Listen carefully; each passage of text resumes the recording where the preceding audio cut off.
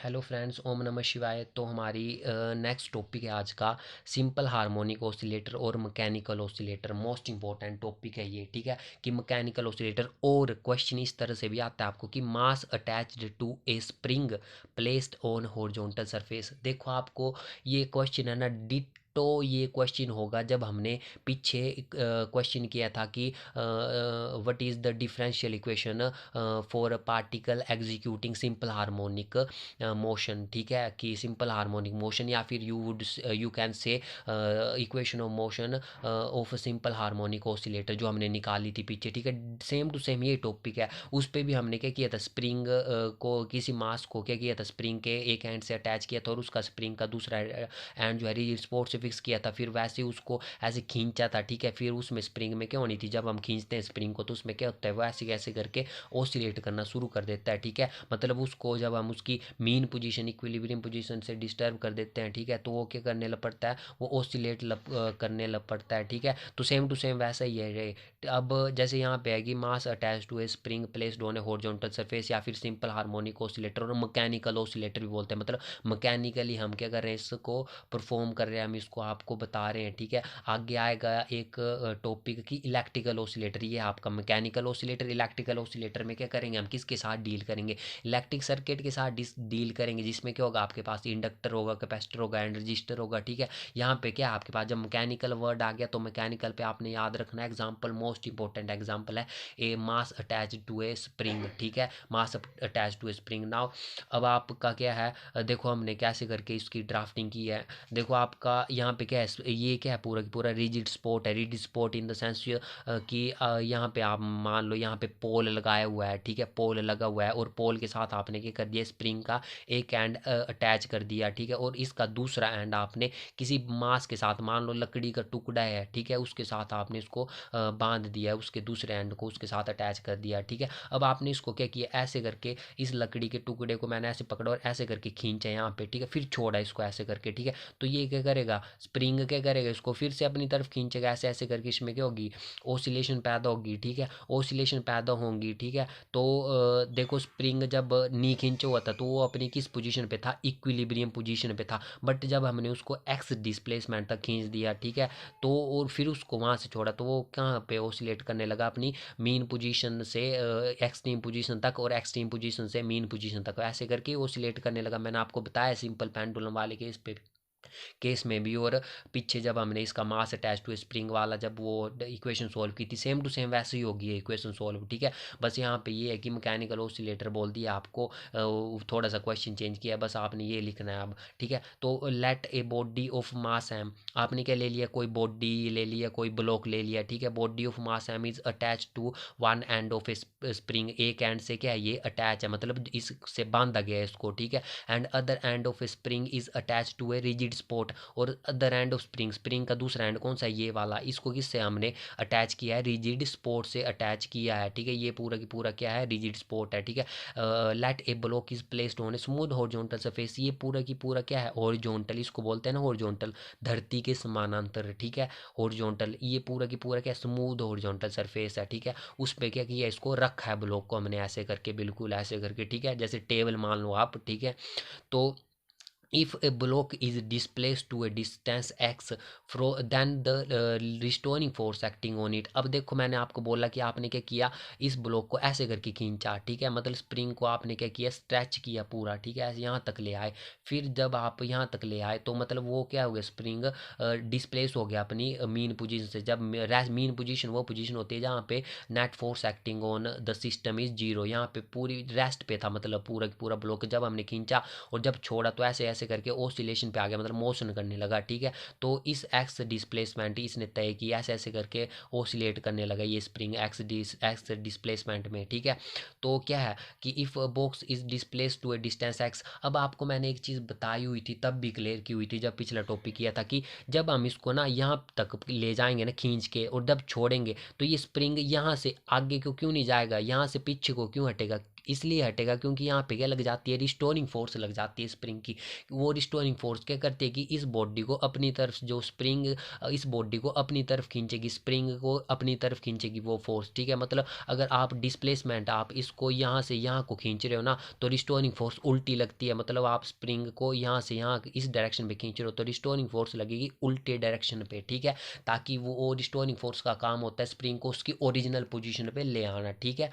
तो देखो मैंने वही लिखा है, restoring force acting on the spring is given by, किससे, F is directly proportional to negative of displacement, ये होता था फॉर्मूला, ठीक है। जब पीछे किया था हमने, यहाँ पे मैंने डायरेक्ट लिख दिया, F is directly proportional to negative of displacement, ये होती है रिस्टोरिंग फोर्स, ठीक है। और जब ये प्रोपोर्शनैलिटी का साइन हटता है तो आपके पास क्या आ जाता है, एस इंटू एक्स आ जाता है। एस क्या आपका, एस फोर्स कांस्टेंट बोल देते हैं एस को, या फिर स्प्रिंग कांस्टेंट बोलते हैं, या फिर स्टीफनेस कांस्टेंट बोलते हैं। ये तीन नाम है एक्स एस के, ठीक है।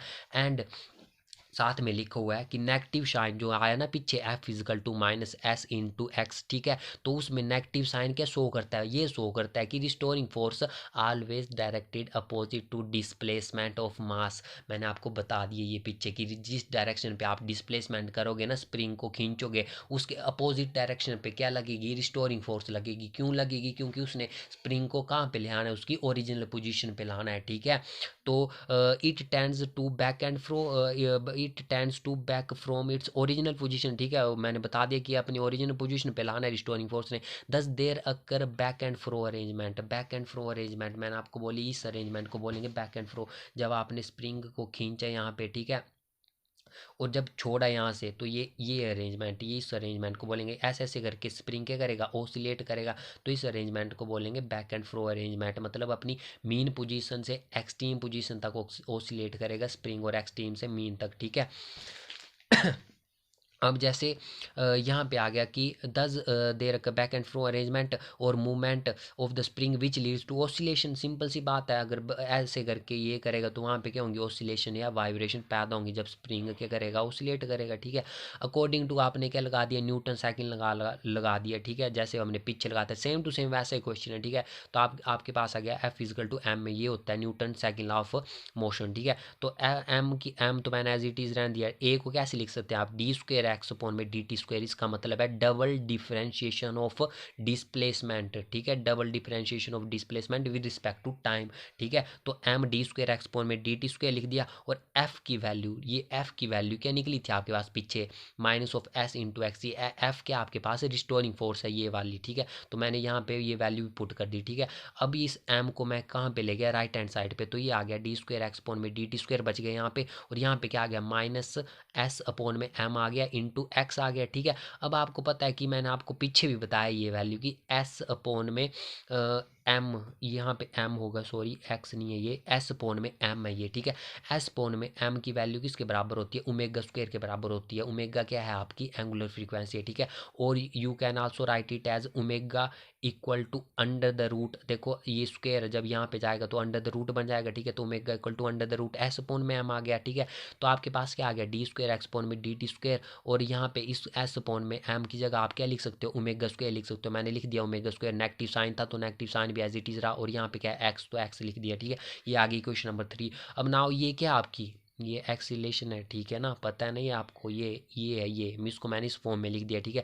तो एक्सीलेशन इक्वल टू किसके बराबर आ गई, माइनस ओमेगा स्क्वायर एक्स। और आप क्या लिख सकते हैं कि acceleration is directly proportional to negative of displacement. X क्या है आपकी, डिस्प्लेसमेंट है फ्रॉम मीन पोजीशन और इक्विलिब्रियम पोजीशन, ठीक है।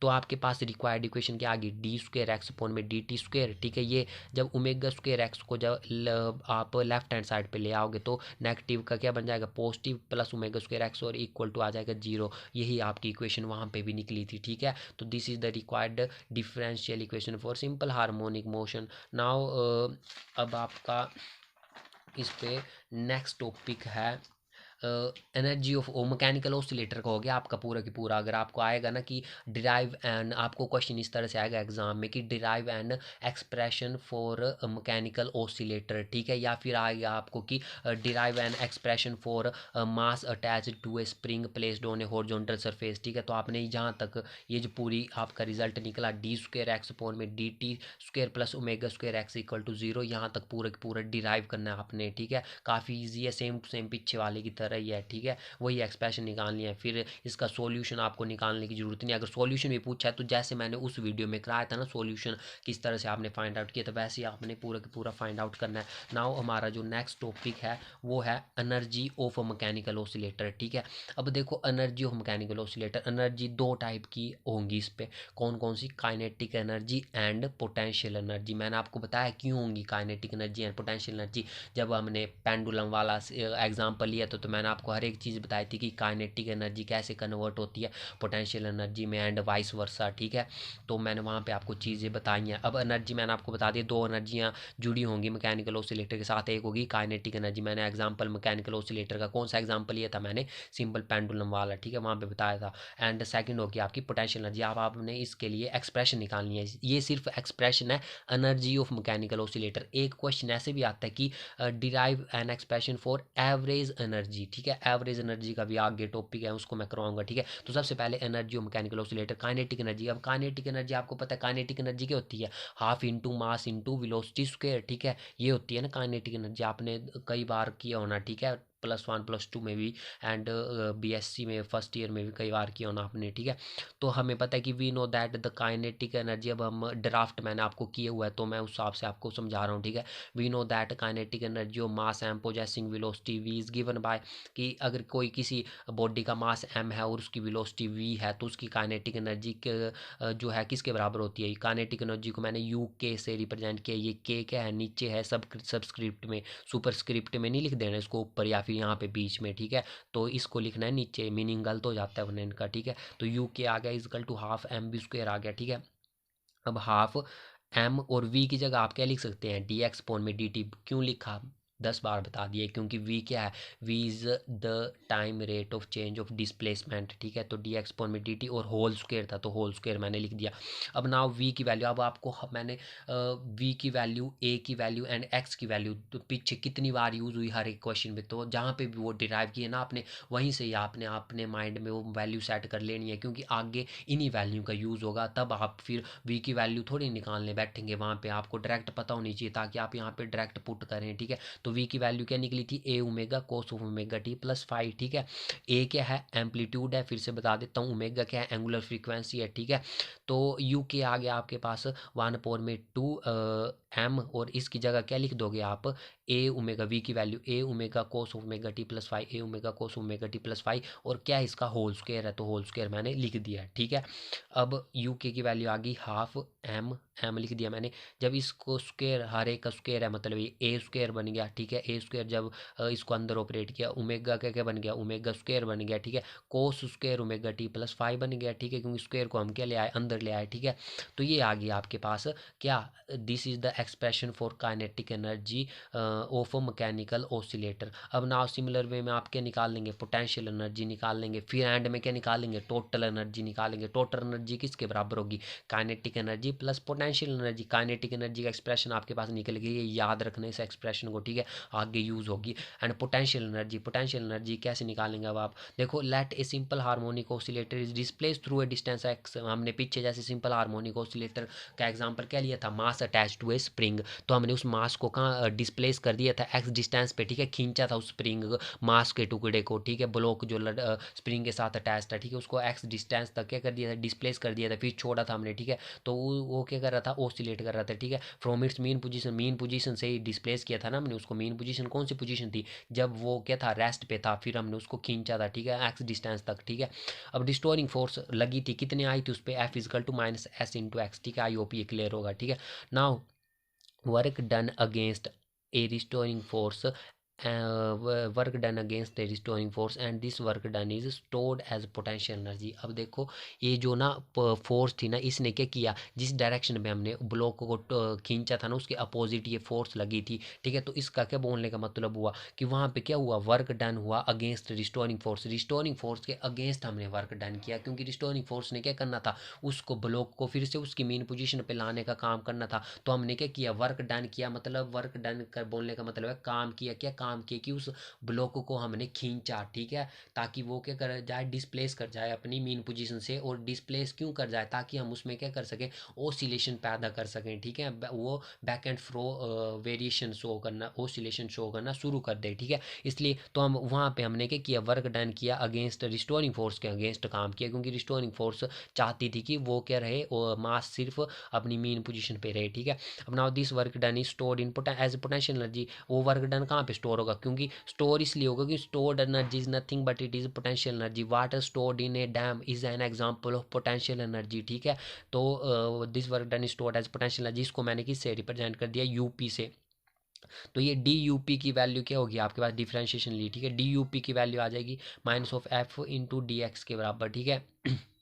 तो एफ की वैल्यू क्या आपके पास, माइनस एस इंटू एक्स मैंने पुट कर दिया एफ की वैल्यू यहाँ पे, और माइनस बाहर है इसका, तो माइनस एज इट इज रहा इंटू डी एक्स आ गया, ठीक है। अब ये माइनस अंदर गया तो ये बन गया आपके पास S x into D x, ठीक है। अब now the potential energy, total potential energy, this is the change in the potential energy. D मतलब चेंज नहीं बोल सकते, स्मॉल पोटेंशियल एनर्जी, ठीक है। अब टोटल पोटेंशियल एनर्जी आपने निकालनी है, तो आप क्या करोगे, इंटीग्रेट कर दोगे इसको, ठीक है। तो इंटीग्रेट कर दोगे तो integration of D U P आगे, इसकी इंटीग्रेशन किसके बराबर आनी है, यू के बराबर ही आनी है, क्योंकि you represent the total potential energy, ठीक है। ये क्या था, small amount of potential energy, D U P represent small amount of potential energy, equal to किसके बराबर आई थी, S x into D X. और इसकी भी क्या कर देंगे हम, इंटीग्रेशन कर देंगे बोथ साइड, ठीक है। तो ये आ गया यूपी और ये आ गया 1/, इसकी जब इंटीग्रेशन करोगे तो आपको पता है कि इंटीग्रेशन कैसे होती है इनकी, ठीक है। तो 1/2 एस इंटू एक्स स्क्वायर हो जाएगी इसकी इंटीग्रेशन। ये एक्स है ना, इसकी पावर वो फॉर्मूला लगता है यहाँ पे, X raise to power N plus of 1 upon में एन प्लस ऑफ 1। तो एन क्या है आपके पास यहाँ पे 1 है, एक्स रेज टू पावर 1 है ना, ठीक है। एक्स की वैल्यू रेज टू पावर क्या है 1 है, एस क्या है यहाँ पे कॉन्स्टेंट, तो एक्स की तो इंटीग्रेशन होगी नहीं, इंटीग्रेशन किसकी होगी, इंटीग्रेशन होगी आपकी एक्स डी एक्स की, ठीक है। तो जब एक्स की वैल्यू 1 है यहाँ पे ये फॉर्मूला लगा दो, तो ये वैल्यू आ जाएगी X raise to power N क्या है यहाँ पे 1 है, तो 1 प्लस 1 अपॉन में एन क्या है 1 है, ठीक है। तो 1 प्लस 1, तो ये आ गया एक्स स्क्वायर अपॉन में 2 आ गया, और एस क्या था आपका कॉन्स्टेंट था, तो एज इट इज ही रहा लगा हुआ, ठीक है। तो ये आ गई ना half S x square value, ठीक है। तो वही लिखी मैंने हाफ एस एक्स स्क्वायर, ठीक है। तो यूपी की वैल्यू आ गई आपके पास हाफ, एस की वैल्यू आपको पता है क्या थी, एस की वैल्यू ओमेगा स्क्वायर की वैल्यू होती है इक्वल टू एस अपॉन में, हम पीछे किया है हमने, ठीक है। तो एस की वैल्यू निकल जाएगी यहाँ से, ठीक है। एस की वैल्यू आ गई omega square into cross multiply कर दिया हमने इस एम को यहाँ पे लेके, तो ओमेगा स्क्वायर इंटू एम, तो यहाँ पे एस की जगह हमने क्या पुट किया, ओमेगा स्क्वायर एम, ठीक है। एस की वैल्यू आ गई ओमेगा स्क्वायर एम, ठीक है। तो यहाँ पे पुट कर दी हमने वैल्यू, तो आपके पास आ गई U P is equal to half M omega square X square, ठीक है। अब नाउ एक्स की वैल्यू आपने पुट करनी, क्योंकि वहाँ पे पीछे जब आपने काइनेटिक एनर्जी एक्सप्रेशन निकाली थी, तो वहाँ पे भी आपने इस ओमेगा टी प्लस 5 इस फंक्शन के रूप पे लिखा था, ठीक है। ऐसे तो यहाँ तक भी सफिशिएंट है, बट जब टोटल एनर्जी निकालोगे ना आप, तब भी इन फंक्शन का काफ़ी यूज़ होगा। कैसे होगा मैं आपको बताऊंगा। तो एक्स की वैल्यू, एक्स क्या आपके पास डिस्प्लेसमेंट है, डिस्प्लेसमेंट की वैल्यू मैंने आपको बताई थी क्या होती है, X is equal to A sine of omega T plus 5 के बराबर होती है, ठीक है। तो वही लिखा आपने U P is equal to 1/2 M omega square M omega square. अब एक्स स्क्वायर की जगह ये पूरा की पूरा, तो इसका पूरे के पूरे का होल स्क्वायर हो जाएगा, तो ये आ गया ए स्क्वायर और इसका होल स्क्वायर मतलब sign square omega T plus 5। ये आ गई क्वेश्चन नंबर 3। नाउ अब आप क्या निकाल लेंगे, total energy. So the total energy of mechanical oscillator is given by sum of kinetic energy U K kinetic energy and U P is potential energy. Sum of kinetic energy plus potential energy is total energy, ठीक है। तो ये kinetic energy क्या थी आपके पास 1/2 M A square omega square cos square omega T plus 5 plus potential energy क्या आई यहाँ पे 1/2, ये आई potential energy 1/2 M omega square a square into sine square omega T plus 5, ठीक है।